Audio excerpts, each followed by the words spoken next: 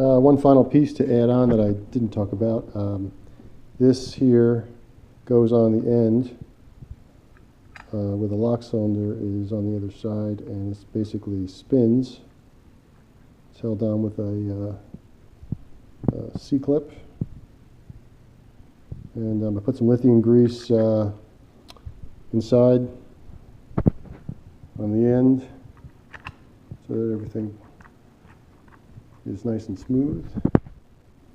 And now I will just add the C-clip. And I'm going to need 2 hands for this. Possibly don't want to shoot it across the room.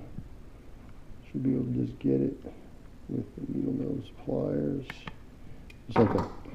So there you go. Ready to go back on the car.